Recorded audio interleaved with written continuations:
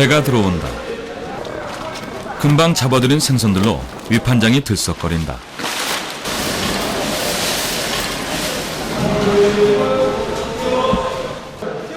송도 위판장은 목포 앞 지도라는 섬에 들어섰다. 100여 년 전부터 민어, 병어 파시로 이름 날리던 곳이다. 이제 여름에 한참 성수기 때는 하루에 한 17톤까지 판매한 적이 있습니다. 26, 좋아요. 자, 26, 자, 26. 가을, 목포항에서는 통통하게 살오른 낙지가 날개 돋친 듯 팔려나간다. 200. 한 3,000개 한 것 같은데. 갯벌에서 난 낙지는 바다 낙지보다 더 쳐준다. 뻘이 좋잖아요, 이쪽은. 타우린 성분이 다량 함유돼. 어민에게 갯벌은 제2의 어장이다. 중화, 실뱀장어, 꽃게, 가오리, 서대, 민어, 농어, 사시사철 이거는 맛있는 거 나오죠. 한국은 세계적으로 드물게 갯벌의 음식 문화를 발전시켜왔다. 과학과 경제를 뛰어넘는 자연계의 아름다운 조화와 질서를 배웠다. 그리고 이 오묘한 우주지도 안에서 풀뚱이라는 새로운 행성을 찾아냈다.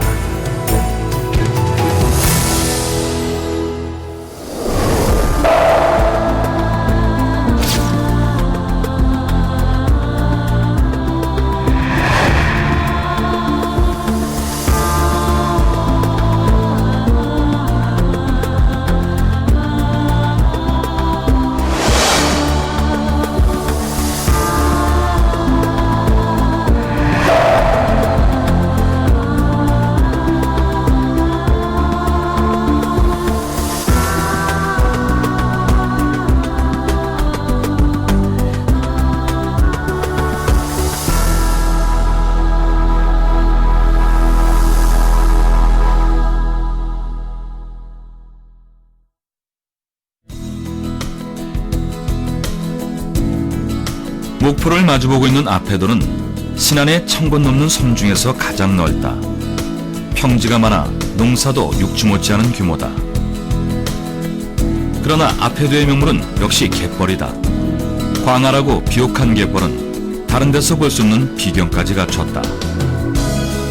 갯벌은 바닷물이 빠지는 밀물 때 잠기고 썰물 때 드러나는 수심 얕은 곳의 땅이다.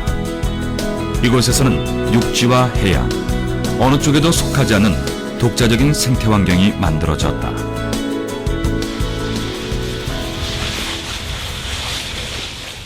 봄, 가을로 갯벌은 낙지 세상이다. 어민들은 낙지잡이에 도가 텄다. 이게 숨구멍이거든요. 푸르게 보이잖아요, 여기. 제가 들어가잖아요. 여기 차단을 여기서 시켜가지고, 이게. 낙지는 부드러운 진흙 속에 굴을 파서 생활한다. 이게 성공할란가, 실패할란가 모르는데, 가봅시다. 어민은 낙지의 움직임을 꿰뚫고 있다. 이 낙지를 생포하는 방법은 한쪽 숨구멍을 막아 다른 숨구멍 쪽으로 달아나는 낙지를 잡는 것이다.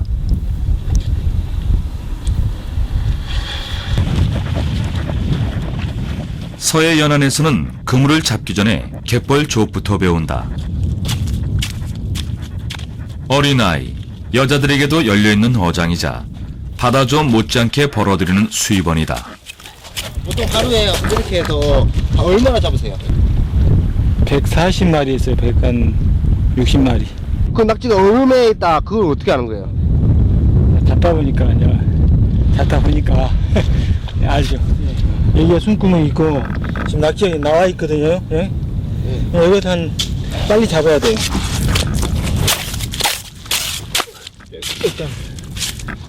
낙지는 연안에서부터 심해까지 고루 서식한다. 바닷속 바위틈이나 조간대 갯벌에 굴을 파고 사는데 진흙에서 단련된 낙지가 특히 육질이 부드럽다. 갯벌에서 사는 낙지하고 돌에서 사는 낙지하고 이렇게 구분이 되거든요. 뻘에서 낙지는 이제 부드럽고 갯벌 특유의 그 갯벌 색깔이 이렇게 나요. 이게. 갯벌의 서식 조건은 생각보다 열악하다. 물과 공기에 번갈아 노출되는 조소개차는 생존에 치명적이고 육지로부터의 오염에도 취약하다. 때문에 갯벌에는 이런 환경을 극복한 소수의 종들이 대부분을 차지한다. 낙지, 조개와 같은 연체동물과 이들의 먹이가 되는 새우, 게, 그리고 오염에 강한 개치렁이가 대표적이다. 그러나 갯벌의 실제 생물상은 눈에 보이는 것보다 훨씬 다양하다. 저서 생물들이 이곳에서 안전하게 산란하고 성장하며 겨울을 나고 이것들은 다시 물새와 철새를 불러들여 육상의 생태계를 살찌게 한다. 넓은 의미에서 습지에 속하는 갯벌은 인간이 만들어낸 그 무엇으로도 대신할 수 없는 능력이자 가치이다. 그래서 나온 생물들이 한 1000종 가까이 나왔습니다. 그런 생물들이 살면서 서로 당연히 이제 먹고 먹히는 그런 먹이사슬 관계가 형성이 되고 먹이 활동을 위해서 펄을 파헤치고 살아가는 과정에서 연안으로에서 흘러들어오는 그런 각종 오염물질 이런 것도 이제 제거해주는 그런 활동도 하고 있죠. 그리고 이제 그런 그 생태학적인 면 이외에 이제 우리 사람에게도 이제 갯벌에서 직접적인 소득보다는 갯벌에 가서 기분이 좋다라든지 뭐 이런 그 소위 심리적인 가치가 크지 않느냐 그렇게 보고 있습니다. 갯벌은 거대한 정화시설이다. 바지락 하나가 매일 2리터의 물을 정화시키고 같은 면적의 갯벌은 인간이 만든 처리시설보다 2.5배 더 강한 정화 능력을 보인다. 다양한 생물들이 삶과 죽음의 과정에서 자연을 더 자연답게 건강하게 만드는 것이다.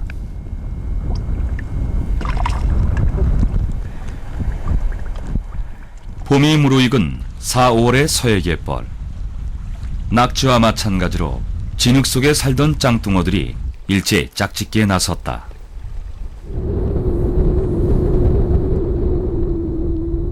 무방비 상태로 갯벌 위에 올라선 짱뚱어. 포식자 인간에게는 더할 나위 없는 사냥 기회다. 서해 갯벌에서는 오래전부터 짱뚱어를 보양식으로 먹어왔다. 그러나 남해구로 개체수가 줄자 지금은 허가받은 사람에게만 짱뚱어 잡이를 허용하고 있다. 잘 잡았을 때 1시간에 시간당 100마리까지 잡는데 100마리요? 물때에 따라서 이제 틀리죠. 아시죠? 뭐라 해야 될까? 좀 특이해요. 나는 여기보다는 그리고 살들이 뭐 탱글탱글하고 흐린내가 좀 나죠. 흐린내라 그러죠 여기서는. 흐린내. 짱뚱어는 서해갯벌 대표종 중의 하나다. 갯벌 환경에 적응해서 밀물에는 아가미 호흡을 하고 썰물에는 폐호흡을 한다.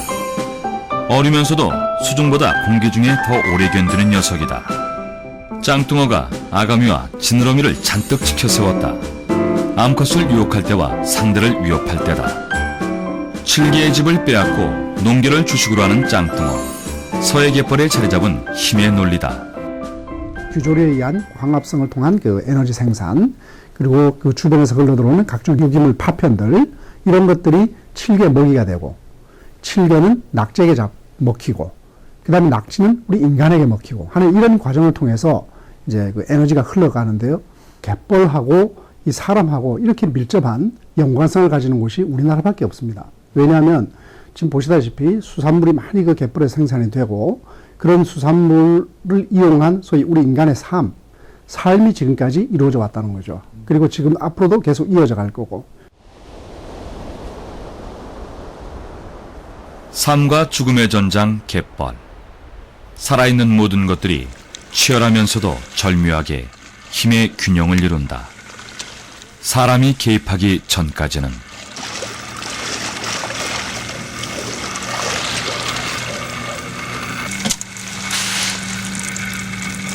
게 하나에 낙지 하루 저녁에 10마리씩 잡을 수도 있고 그러니까. 낙지는 야행성이다. 물이 든 갯벌에서 활발하게 먹이 활동을 벌인다.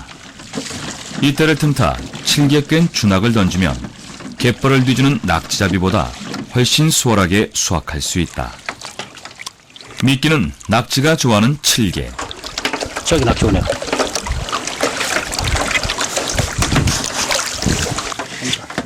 한참 잡힐 때는 하룻밤에 미끼 하나에 10마리가량 잡는다. 낮의 작업과는 비교가 안 되는 성과다.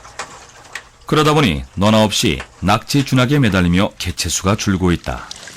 예전 같은 경우는 저희 아버지 하실 때는 배가 몇 척 없었어요. 동네에서 한 서너 척밖에 안 했는데 지금은 동네마다 한 3, 40척은 있으니까 그만큼 이제 낚시 맞는 배들이 많이 늘어났다는 거죠. 그러다 보니까 씨알도 크기도 많이 작아졌어요. 최근 아패도에는 개발 바람이 불고 있다. 목포시에서 가깝고 개발되지 않은 땅이 많다는 게 큰 이유다.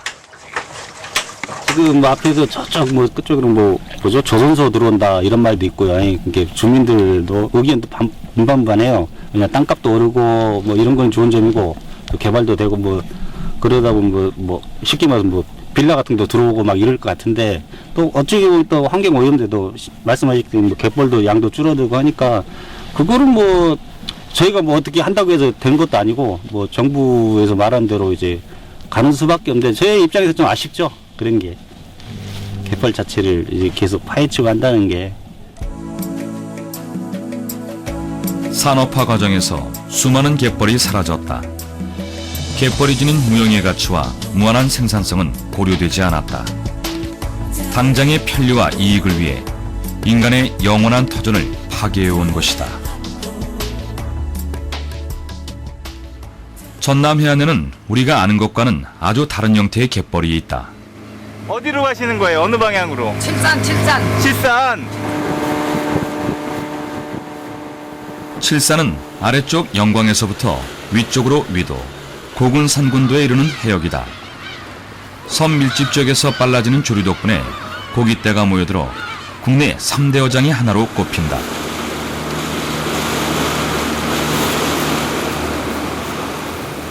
칠산 바다가 가까우면서 안개가 짙어진다. 조류와 수심이 변화무쌍한 탓이다. 그래서 안개가 껴갖고 40년 넘게 배를 탄 이광복 선장이 잔뜩 긴장했다. 최근에 다른 배가 이곳에서 전복됐다고 한다. 이 지리 파악을 못 하면은 안 되지. 오늘 같은 안개 찌는 날도요. 저 모르면은 헛간대로 가버려요. 헛간대로. 천지분간이 안 되는 안개 속에서 선장은 무언가 찾고 있다. 여기 풀동 홍두깨 풀이라고 그래. 홍두깨 풀. 왜 그러세요? 이게 홍두깨처럼 이제 이렇게 이 기드란 어닥에서 이제 홍두깨 풀이라고 그래요. 잠시 후 가운데서 등 나지 않아요. 아, 저게 등에 뭐 나고 있군요. 수평선 넘어 뭔가 보이기 시작한다. 이곳 어민들이 홍두깨풀 혹은 풀등이라 부르는 곳이다. 영광군 창우마을에서 출발해 이광복 선장이 도착한 곳은 칠산도 앞바다. 바다 한가운데 호련히 땅이 나타났다. 안개는 거쳐가는데 이번엔 바닷속에서 흙탕물이 일어난다. 수심이 매우 얕다는 신호. 선장은 더욱 조심스러워진다.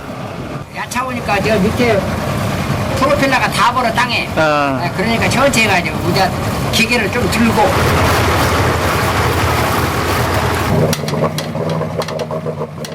결국 선장은 배를 멈춘다.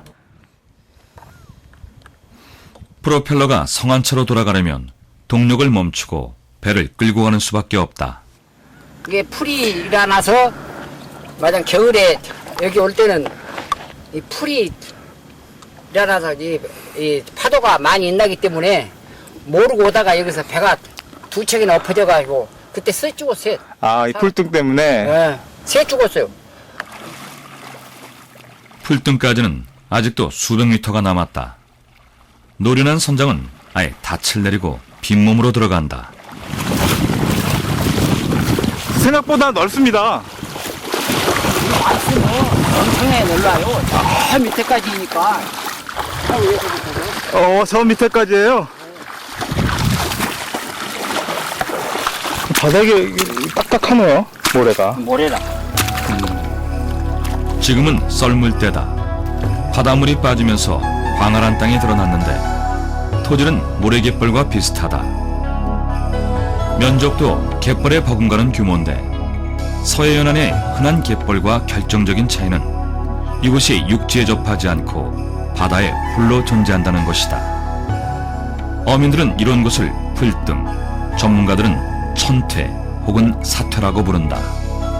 하벌, 천퇴, 풀등 이런 것들은 지역에서 쓰는 명칭인데 모래가 쌓여가지고 지속적으로 쌓이다 보면서 육지에 있는 곳에 이렇게 쌓여 있으면 해빙이라는 해수욕지라는 용어를 쓰는 것이고 육지로부터 격리된 바다에 이렇게 모래가 쌓여가지고 물이 해수면이 낮아졌을 때 썰물 때 노출되는 것을 사퇴 또는 풀등이라고 이렇게 부르는 겁니다.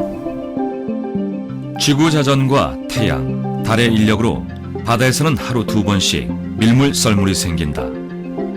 이때 바닷속의 모래가 함께 이동하는데 특정적에 계속 쌓이면 썰물과 함께 수면 위로 노출될 수 있다. 이를 바다 위의 모래 퇴적층, 즉 사퇴라고 한다.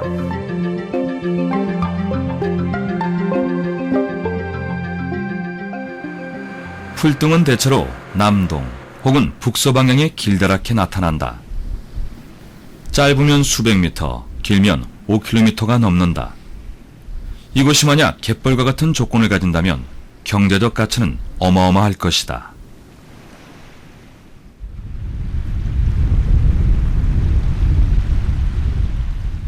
그렇다면 서해안에 이런 곳이 얼마나 될까? 학계에서는 지금까지 풀등에 대한 전면적인 연구가 나오지 않았다. 다만 1993년도에 작성된 해도에는 칠산 앞바다에 여러 곳에 풀등이 표시됐다. 전문가들은 유난히 밀집해 있는 섬들이 풀등 형성에 영향을 미치는 것으로 보고 있다. 뭐 태평양 한가운데 풀등이 있을 수는 없는 거거든요. 주변에 강이나 하천으로부터 공급된 퇴적물들이 많이 있어야 된다는 게 첫째 요인이 되는 것이고, 두 번째는 모래가 아무리 많이 있어도 이걸 움직여줄 수 있는 에너지가 없으면 어느 곳에 가서 움직일 수가 없습니다. 그래서 파랑이나 조류의 세기가 그 모래를 움직일 수 있는 조건을 만들어줘야 된다는 거예요. 어떤 특정한 지역에 가서는 분산되는 거죠. 에너지가 분산이 되면 그 지역에 가서 퇴적물이 쌓이게 되는 겁니다. 그래서 그런 적절한 곳이 뭐 대이작도 같은 경우 되고, 인천항에서 44km 떨어진 대이작도. 이건 역시 칠산 앞바다와 비슷한 형성 과정을 보인다.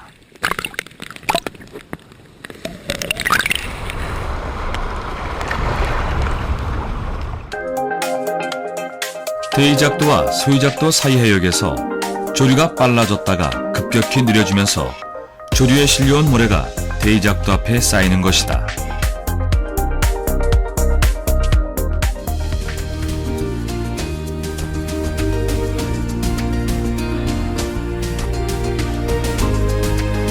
칠산 앞바다의 고군산군도, 신안 다도해, 진도 다도해라는 이름에서 보듯이 서해안은 섬들의 공화국이다. 조류 변화가 다채롭고 수심기복이 심해 풀등이 생기기에는 천혜의 조건이다. 영광 앞바다 가계도와 송리도 사이에 놓인 풀등, 백사장이나 해안사과 같은 모래 등은 생물이 살기에 열악한 조건이라고 알려져 있다. 그렇다면 풀등은 어떨까? 그리고 이 모래등이 참 우리 소유주로 보자면은 생활터진이 대하거든요.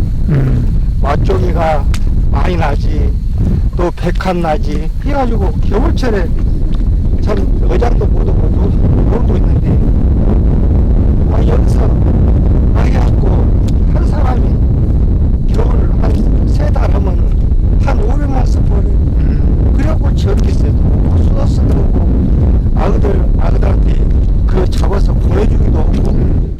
이곳의 풀등은 특이하게도 갯벌과 비슷한 생물상을 보인다. 아마도 섬둘레에 갯벌이 발달한 것과 관련이 있을 것이다. 흘러거리는 게 뭐죠? 이것이 백구락고동이라고 하고, 백구락고동. 예, 민물에서는 우렁이라고도 하고. 아, 민물에서 우렁이라고 하는 게 똑같은 거죠? 마치 보호색처럼 진흙을 뒤집어 쓰고 다니는 민챙이. 모래바닥을 파고 사는 조개, 어패류가 흔하게 보이고 말미잘 같은 해상 생물도 발견된다.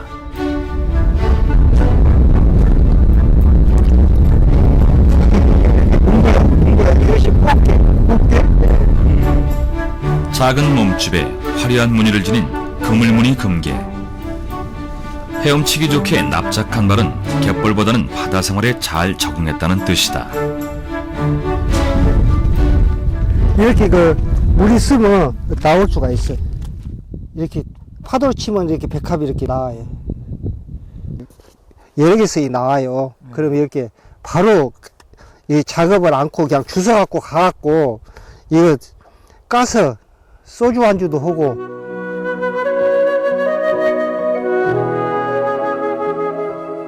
바닷가 사람들은 오래전부터 달이 차고 기움에 따라 물때를 읽어냈다.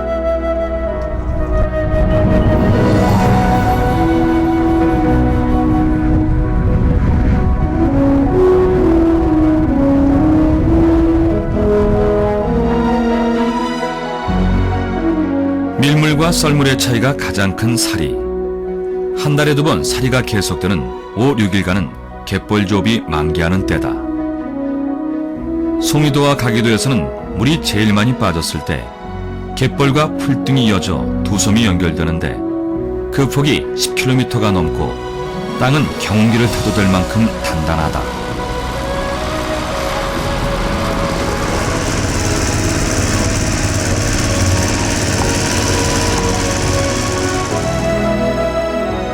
바다와 달리 갯벌은 어린아이와 여자들에게도 열린 어장이다. 바다조업이 시들해지는 늦가을부터 다음 봄까지 바다 사람들의 허기를 달래주는 큰 수입원이기도 하다.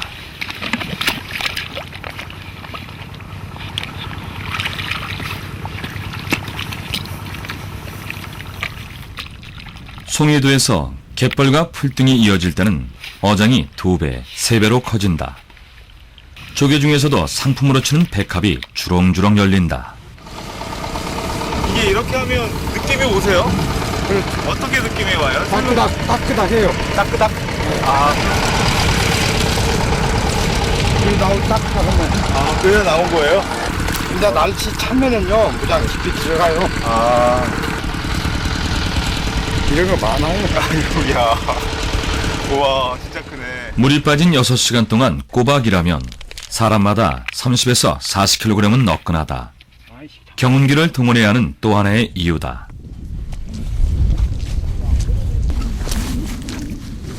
이곳에서 잡는 또 하나의 주력 어종은 대맛이다.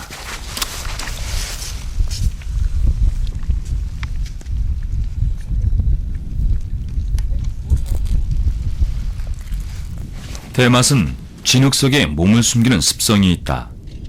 천적을 피하고 수분을 유지하기 위해 갯벌 생물들이 공통으로 터득한 생존의 기술이다. 그런데 도구를 가진 인간에게는 당해낼 도리가 없다. 이렇게 가다 보면 이제 모래벌이 딱 일어나는 데가 있어. 이렇게 뻘컵이 좀 있잖아요. 네. 그런 데로 이렇게 하면 구멍이 떨어져.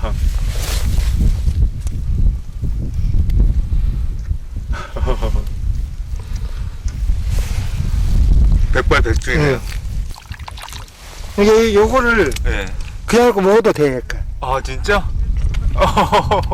먹어도 그런데 좀 짜. 그래서 그 짠물을 생기고 나면 암시 안 했다. 하루에 100개 이상 잡겠습니다. 이거 보면 100개만 잡건데. 우리 이 물대로 한다 하면 1000개는 못해도 한 500개 내지 400개는 잡지. 갯벌 어민에게는 그에 맞는 감각이 발달해 있다. 자연의 일부로 살아가며 얻은 선물이다. 대맛의 원래 이름은 맛이다. 껍질이 대나무처럼 생겼다고 해서 대맛 혹은 죽합이라고 불린다. 껍데기 양쪽이 옹려져 있어서 속살을 보호하고 먹이를 찾거나 이동할 때는 각정, 즉 머리 부분이 밖으로 나온다. 몸을 피할 때도 각정이 나와 모래를 파헤친다. 느리지만 필사적이다. 남을 공격할 무기가 없는 생물에게는 도망이 최고의 기술인데 대맛은 그마저도 신통치 않다. 다리에 줄무늬가 있고 등껍질에는 두 눈을 부릅뜬 것 같은 점이 있는 이것은 범개다. 아시아 대륙 연안에서만 발견되는 희귀종이다. 이게 지금 성체예요. 그래서 일반적으로 이렇게 꽃게하고 비교하면 사이즈가 굉장히 작거든요. 이 등껍질이라든지 아니면은 여기 다리들이 꽃비무늬 비슷하다고 해가지고 붙여진 이름이 바로 범개인데요. 이 종이 지금 전 세계적으로 항해에서만 출현을 하고 있고 일속 일종, 딱 한 종밖에 없는 종이기 때문에 이 종을 보호를 해야 된다는 거죠. 위에서 보면 영락없는 호랑이 얼굴이다. 천적인 물새나 철새들을 피하기는 꽤 효과적이었을 것이다. 그런데도 범개는 개체수가 많지 않고 보통의 개들과는 매우 다른 발달 양상을 보인다. 한반도에서는 주로 이북에서 서식하는데 최근 들어 남쪽 연안과 풀등에서 발견되고 있다. 최근 전남 해양수산과학원에서는 인공부화에 성공해 종보호를 위한 첫걸음을 뗐다. 서해의 신안 칠산해역은 한국의 대표적인 어장이다. 그렇다고 해서 아무데나 그물을 내릴 수는 없다. 이곳 어민들에게는 좋은 어장을 찾는 암호 같은 것이 있다. 바로 풀등이다. 어민들은 풀등이 있는 곳에서 유난히 새우가 많이 잡힌다고 한다. 서해에서는 초봄부터 늦가을까지 다양한 새우들이 잡힌다. 산란을 준비하는 어류들에게는 최고의 보양식이다. 어민들이 찾아가는 어장은 풀등과 풀등 사이의 고리다. 육지의 계곡처럼 움푹 패여 작은 어류들이 좋아하는 지형이다. 여기서 지금 이제 가마고성 뒷꼬리하게 해가지고 풀뚱하고 골하고 있는 사이에가 있는데 그 풀뚱에서는 이제 고기 자체가 얕기 때문에 나오질 않고요. 이제 아무래도 깊은 골 따라 고기가 다니기 때문에 그쪽을 이렇게 경량해서 배가 이제 그쪽을 가고 있는 중입니다. 풀등은 물론 풀등 주변의 해저 지형에 대해서도 과학적으로 밝혀진 것은 별로 없다. 그러나 바다에 들숨날숨을 잇는 어민들은 풀등과 골에 얽힌 어류의 생리를 직감적으로 느낀다. 파도가 이렇게 많이 하얗게 올라옵니다. 그러면 그 얕은 지역에서는 파도가 올라오기 때문에 옛날 어르신들이 저기는 풀등이다 풀등이다 그러십니다. 그리고 우리가 GPS 찍어보면 뭐 물이 쓰면 2, 3m, 물이 들면 한 7, 8m. 그래서 이제 풀등이라는 것을 알죠.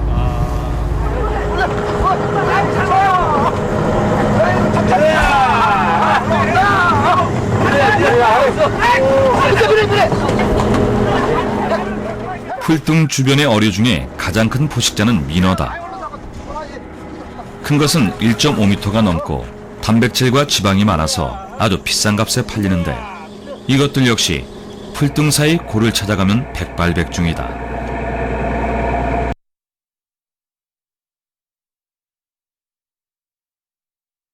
한 30m까지도 나옵니다. 이런 주로 풀등과 풀등 사이 골에서 민어를 많이 잡습니다. 어떤 그 풀등이라든지 이런 것이 있어서 그 사이에 형성된 골 이런 것들이 있다면 거기는 이제 그 간조가 되더라도 물이 안 빠지고 일부 남아있는 장소가 있는데 갯벌에 물이 빠지게 되면 공기 중에 드러나가지고 굉장히 그 좋지 않은 생물에게는 좋지 않은 환경이 되는데 오히려 생물들이 그런 물 있는 곳으로 도피하는 경향이 많습니다. 그래서 그런 곳에는 항상 생물들이 항상 있게 되죠. 식물 플랑크톤을 먹기 위해서 작은 생물들이 거기에 살게 되고 특히 이제 새우 같은 것들 이런 것이 살게 되면 당연히 그걸 먹기 위해서 먹이사슬에서 좀 상위 단계에 있는 그 민어라든지 뭐 이런 것들이 당연히 오게 됩니다. 그래서 그런 곳이 그 좋은 어장이 형성되는 것이 아닌가 이런 생각을 하게 됩니다.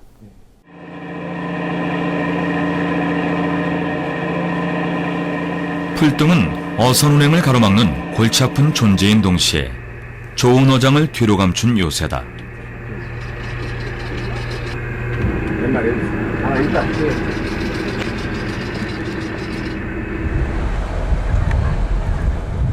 어민들이 풀등을 찾아다닐 수밖에 없는 이유다.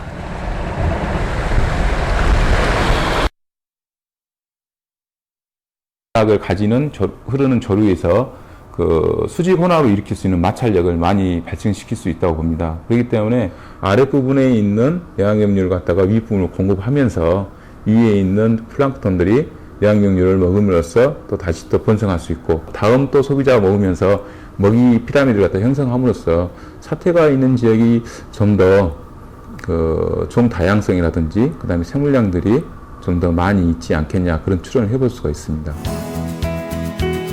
풀등은 바다 위에 섬처럼 떠 있기도 하고 좁은 섬들 사이에 다리를 놓기도 한다. 어민들 말로는 서해에 이런 풀등이 수십 곳이지만 그 위치가 수시로 변한다고 한다. 없어지는 것은 아니지만 모래층들이 이렇게 따라 이렇게 사람처럼 걸어다닌다는 얘기입니다. 모래층들이 이렇게 변화가 온다는 얘기입니다.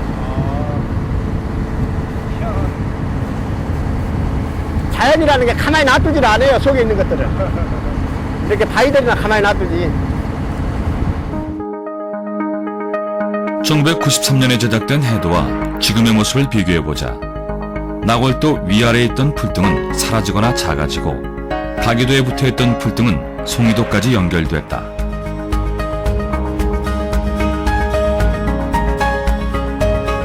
불과 20년 사이에 지도가 바뀐 것이다. 저기 물가 보이는 데부터 그랬지만 4km 반경 이렇게 된 것 같아요. 그 처음에 들어오기 전에 그냥 그 비슷한 갯벌로 생각했는데 약간 좀 다른 환경인 것 같습니다.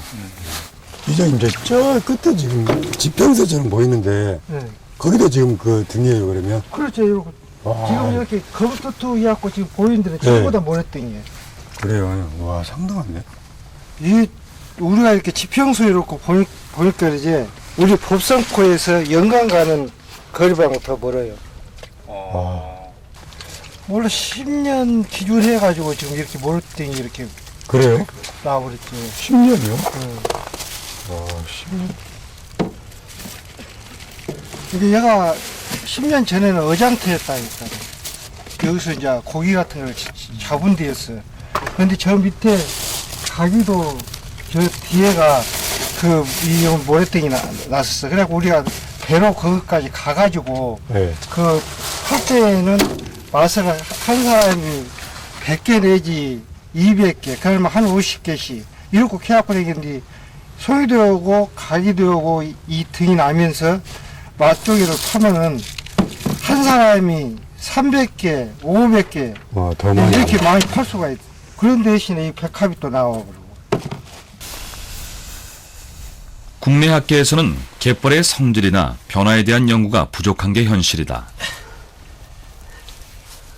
하물며 접근이 쉽지 않은 풀등에 대해서는 전무하다시피 하다. 우선 지질 환경을 살펴보기로 했다. 18.2도. 이 뻘 속에 사는 그 생물들이 대부분 자기 몸 길이만큼 들어가서 살고 있거든요. 그랬을 때 그 안에 이제 온도라든 걸 알 수가 있죠. 어떤 환경에서 살고 있는지. 조사 결과 송유도와 풀등에서는 황화물이나 유기물이 거의 검출되지 않았고 화학적 산소 요구량도 적었다. 섬 육지에 연결됐지만 육지로부터의 오염원이 적거나 스스로 지닌 정화 능력이 살아있다는 뜻이다. 그렇다면 풀등 주변의 해양은 어떨까?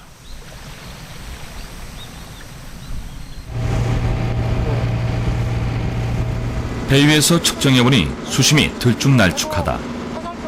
모래층이 뿌옇게 일어나는 것은 물속에 부유하는 양이 상당하다는 뜻이다. 물 색깔을 보면 풀등을 이루고 있는 지역하고 아닌 지역하고 물 색깔이 확연히 차이가 나지 않습니까? 이거는 이제 물이 조석 위에서 들어오면서 퇴적했던 입자를 재부유시키거나 아니면 외부에서 입자들이 이 근처에서 침전하든지 아니면 침낭하든지.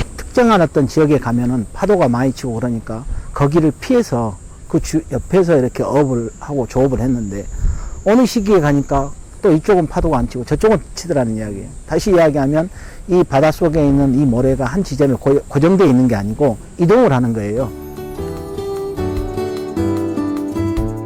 최근 유성옥 박사는 대작도 풀등의 환경연구에 참여하고 있다. 정부는 2006년에 한 차례 일대 환경조사를 벌인 적이 있는데 이번 연구는 그 변화를 살피기 위한 조사다. 일물 때 어떤 정도의 속도로 이렇게 들어오는지, 방향은 어느 방향이 주 방향인지, 썰물 때는 어디로 물이 빠지고 어떤 방향으로 나가는지, 그 다음에 파고는 여기서 어느 정도 되는지, 그 다음에 부유물의 농도라든가 크기들은 어느 정도 되는지, 이런 현재 상태를 측정하는 겁니다.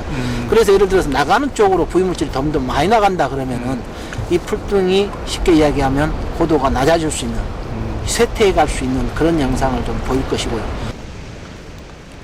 조류의 방향과 색이, 부유물의 농도와 크기를 모니터함으로써 향후 이곳의 모래층이 어떻게 변화하거나 이동해 갈지 예측할 수 있는 것이다. 거기서 간조선까지 얼마 남았어? 스톱!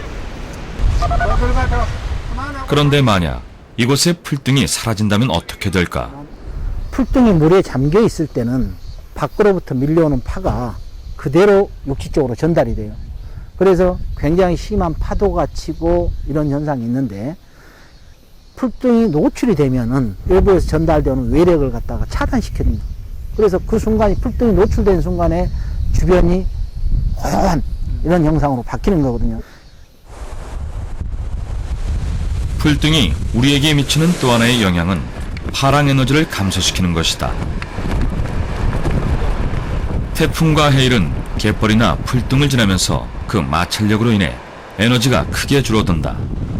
갯벌이 천연 방파제라 불리는 이유다.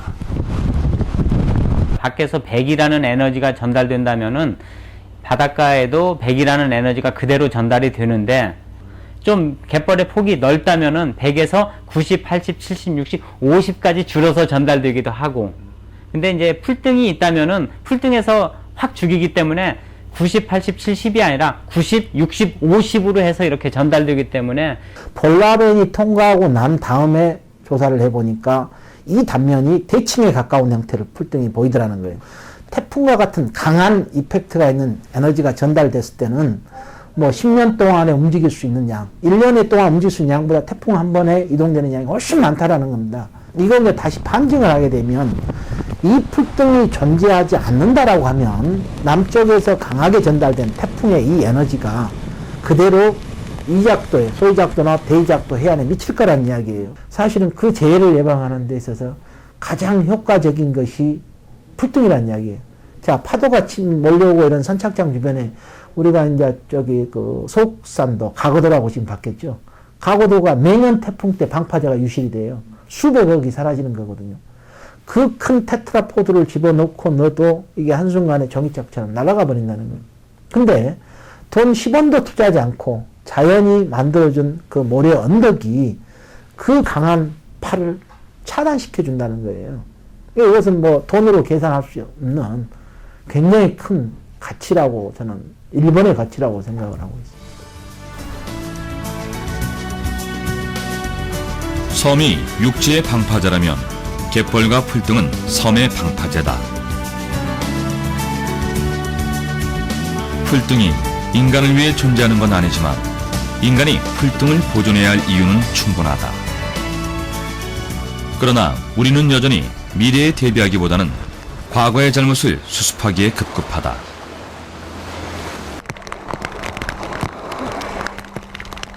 대이작도 풀등에서의 환경조사 역시 풀등 자체에 대한 연구보다는 건설용 모래 채취 때문에 시작됐다. 인근 해역에서 마구잡이로 모래를 채취하면서 풀등 유실 위험이 높아지자 부랴부랴 조사에 나선 것이다.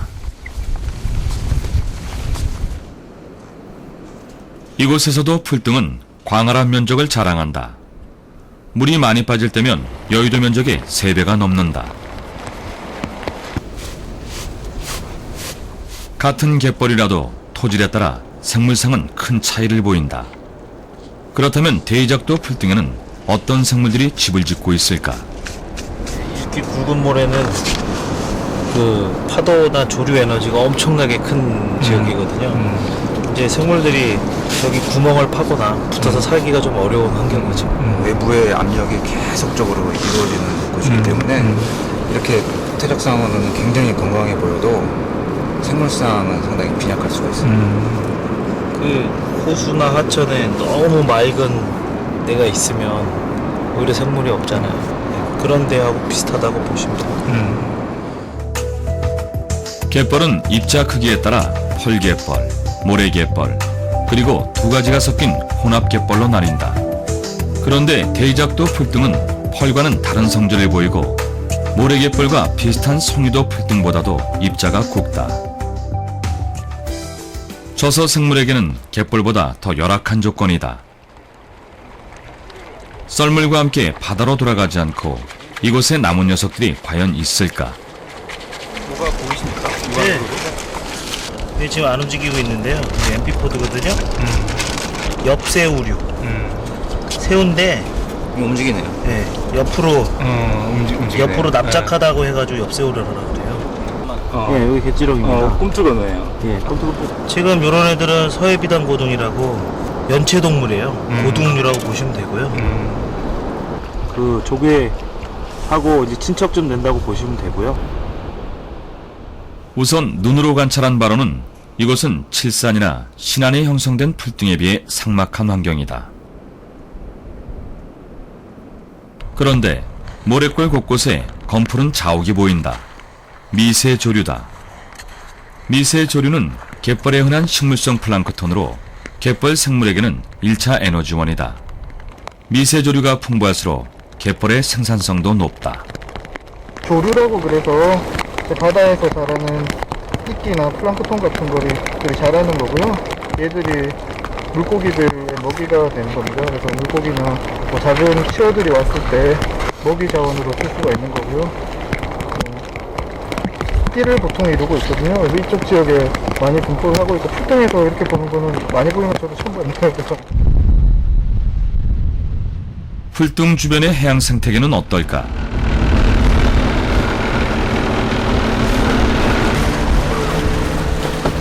평소 이곳은 꽃게가 많이 잡히는 해역이다.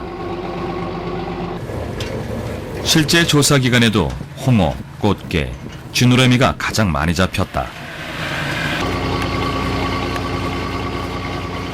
그리고 주인을 알 수 없는 어패류의 알덩어리 난괴, 오염에 매우 민감한 산호초까지 대이작도 주변의 해양은 매우 청정한 징후를 보인다. 예전에는 영도에도 좀 많이 있었는데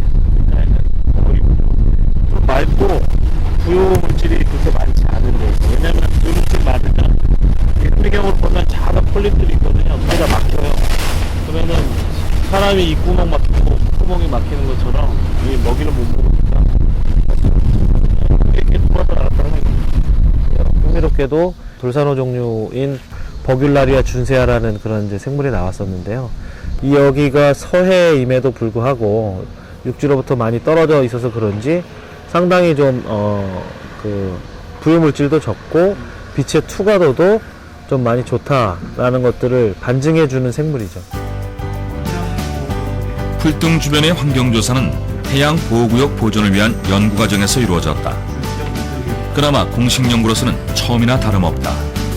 대체적으로 이 저희가 조사했던 지역들이 대부분 모래갯벌이다 보니까 모래갯벌에 나타나는 전형적인 그 생물상을 나타내는 것으로 분석이 되었습니다. 2개, 3개 이렇게 나타나기 때문에 그런 걸 반영하니까 앞으로 참석한 이들의 가장 큰 관심사는 주변의 모래 채취가 풀등에 미치는 영향이다. 골재 채취가 이쪽이 아까 풀등이라든가 생태계에 어떤 영향을 미치는가에 대해서 한번 살펴봐 주세요. 근데 그쪽에 골재 채취했던 그간의 골재 채취했던 자료들을 받아가지고 그 자료들이 어떤 영향을 미치는가 거기도 한번 같이 살펴봐 주세요. 과학적으로 볼 때 풀등은 아무도 밟아본 적 없는 신대륙이다. 대신 그곳에는 아주 오래전부터 살아온 어민들이 있고 그들의 경험과 지혜가 있다. 그들의 한결같은 목소리는 풀등이 바다 위의 갯벌이고 제3의 어장이라는 것이다. 모래가 많이 우점하는 그런 해변들 같은 경우에는 실제로 생물들이 그렇게 많지가 않아요. 생물학적인 관점에서는 그래서 좀 관심을 못 받은 면이 있는 것 같긴 한데, 반면 또 모래알갱이가 있는 데는 미소한 갑각류라든지 뭐 엽새우리나 등각류 그런 것들이 있을 수도 있고, 그보다 훨씬 사이즈가 작은 중형조소 동물들이 많이 또 살고 있을 것으로 얘기를 하고 있어요. 근데 우리나라 해양학이 시작하고 주로 이제 수산학 쪽에서 처음에 시작을 하면서 오면서 그 상업종이 별로 살고지 않은 지역에 대해서 아무래도 관심이 좀 적을 수밖에 없었던 거죠. 자연은 소리 없이 인간을 돕는다. 갯벌과 풀등이 그렇다. 그곳에 있는지 왜 있는지도 몰랐던 풀등. 이제 우리가 그들을 바라보고 지켜줘야 한다.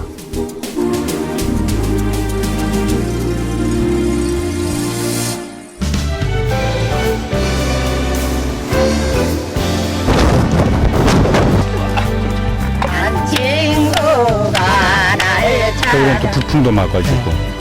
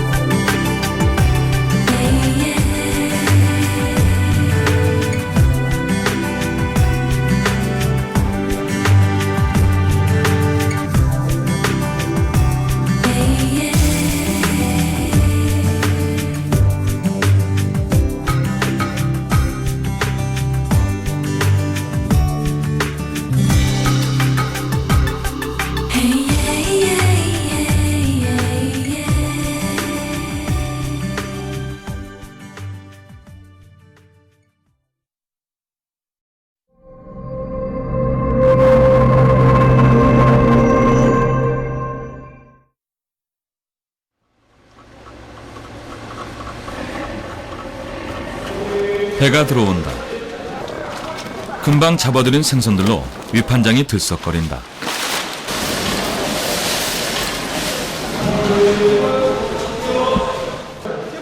송도 위판장은 목포 앞 지도라는 섬에 들어섰다.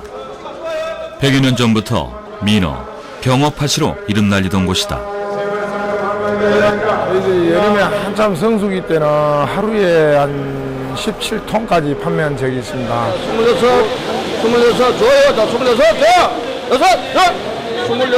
26. 가을, 목포항에서는 통통하게 살오른 낙지가 날개 돋친 듯 팔려나간다.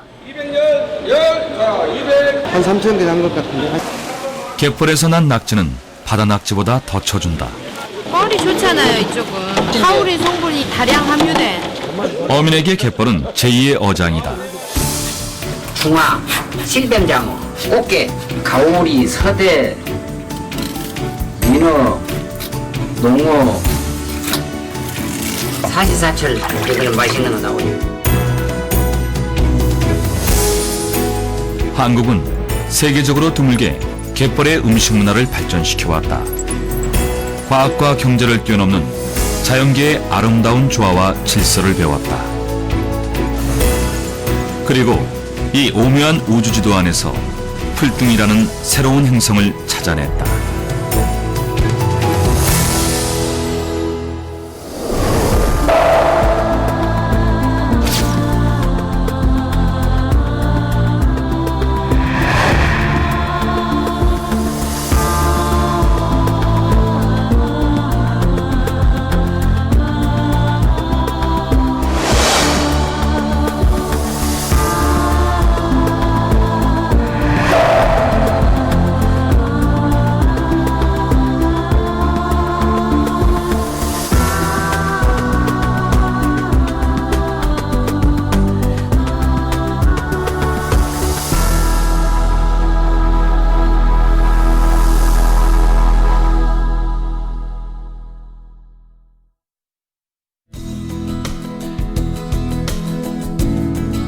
목포를 마주보고 있는 아패도는 신안의 1000권 넘는 섬 중에서 가장 넓다.